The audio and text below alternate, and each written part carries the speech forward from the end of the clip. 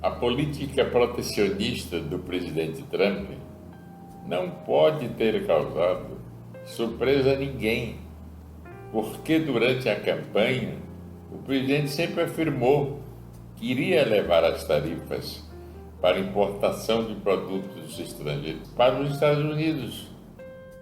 Ia aumentar por quê? Ia aumentar porque os Estados Unidos estavam acumulando déficits. Os Estados Unidos cobrando imposto de importação baixo e alguns países, quando importavam dos Estados Unidos, cobravam impostos altos. Balanço desequilibrado contra o interesse dos Estados Unidos. Então o presidente sempre afirmou que iria tomar providência. E não deu outra, gente. Logo depois que ele assumiu, ele aumentou o imposto sobre importação de aço e alumínio e carros em 25%. E não considerou nem o México e o Canadá, que pertencem à América do Norte e são exportadores para os Estados Unidos. Em seguida, o presidente, sem considerar as entidades multinacionais, como a Organização Mundial do Comércio, ele passou a aumentar a tarifa para dezenas de países, a começar pelo Vietnã, com 46%, a China, com 34%, a Índia, com 26%, o Japão, com 24%, a União Europeia, com 20%.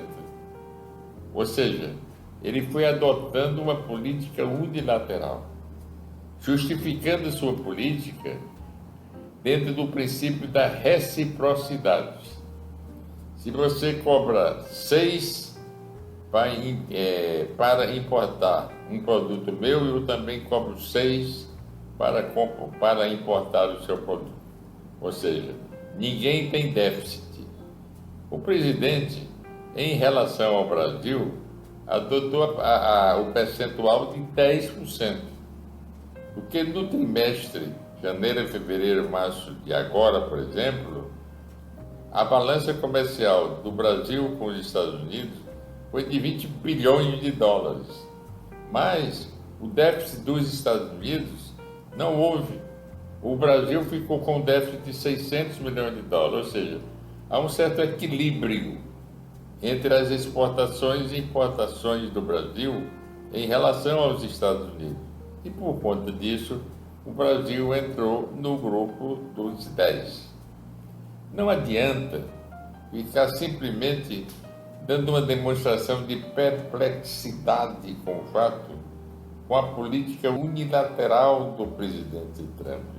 É necessário adotar providências rápidas, organizadas, consistentes para aumentar a produtividade do sistema econômico e permitir uma competitividade internacional. O Brasil realmente ficou em um primeiro momento atônito.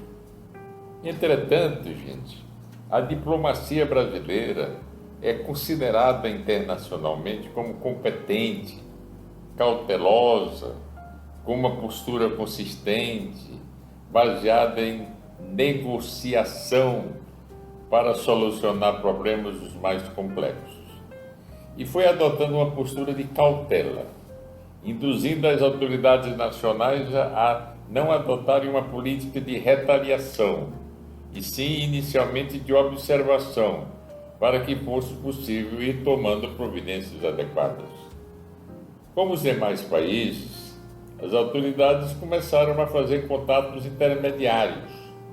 O vice-presidente da República do Brasil, por exemplo, ele teve reuniões com o ministro do Comércio da China para analisar as repercussões e as principais medidas que poderiam ser adotadas numa política de troca de ideias. O ministro do Itamaraty fazia o mesmo, mantendo articulações entre os diversos níveis. E por conta disso, o Brasil foi tomando uma postura no sentido de diagnosticar os fatos e tentar identificar as soluções mais adequadas. A postura foi correta do Brasil, não há dúvida nenhuma, porque na medida em que os fatos foram transcorrendo, veio o que se esperava. O presidente suspendeu parcialmente as medidas por 90 dias, com exceção dos impostos de 10%. Ou seja, o presidente sentiu que as suas medidas começavam a repercutir sobre a própria economia dos Estados Unidos. E entre os Estados Unidos e a China começou um problema de guerra entre o rato e o gato. Ou seja, os Estados Unidos subia a tarifa, a China subia também. E assim por diante, até que os Estados Unidos chegaram a 145% e a China parou em 125%, por entender que não valia a pena continuar esse tipo de disputa. Entretanto, a China passou a adotar algumas medidas correlatas. Por exemplo, proibiu a projeção de todos os filmes americanos na China. Foi um golpe violento para a indústria cinematográfica de Hollywood. Simultaneamente, foram pegados todos os títulos do Tesouro dos Estados Unidos e a China começou a vender os Treasury Bonds. Ora, amigos, a China tem uma reserva internacional de 3 trilhões e 300 bilhões de dólares. E os Estados Unidos, ela tem um crédito depositado em títulos do Tesouro em 1 trilhão de dólares.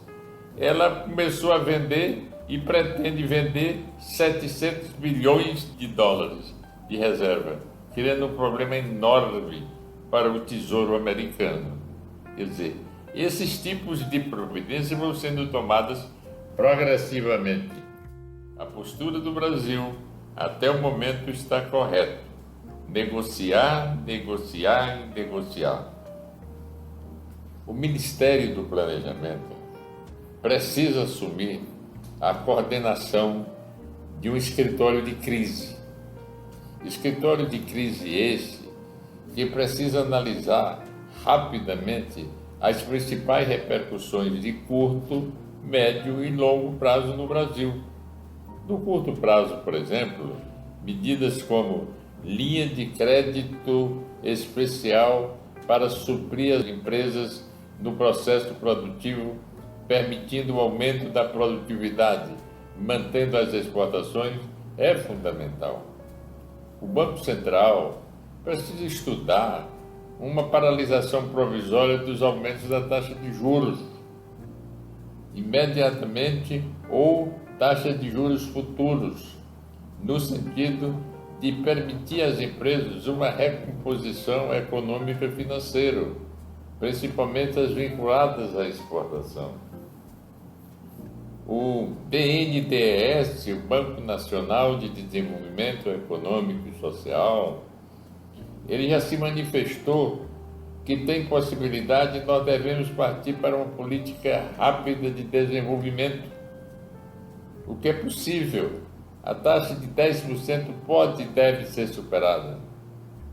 Como medidas de médio prazo ou longo prazo, nós temos que iniciar estudos, gente, examinando quais são as principais reorientações dos fluxos de exportação, como a economia brasileira vai se comportar para receber possíveis influxos de exportação desses países que não vão poder mais continuar exportando para os Estados Unidos e podem querer ir para o Brasil. É importante isso. Na verdade, nós já enfrentamos muitas crises. O Banco do Brasil tem condição rapidamente de fazer uma mobilização nesse sentido, acompanhado do Banco do Nordeste, do BASA, do Banco da Amazônia. O que não pode ficar simplesmente relatando fatos com perplexidade. Este é um papel do Ministério do Planejamento, da ministra Simone Tebet. Ela tem condições de fazer isso. Entretanto, se observa que ela tem falado pouco ou quase nada sobre essa matéria. Entretanto, ela tem que desenvolver uma ação de coordenação de um programa de crise para enfrentar essa situação. Várias crises já vencemos. Pisa forte, Brasil. Temos condições de enfrentar os devaneios do presidente Donald Trump.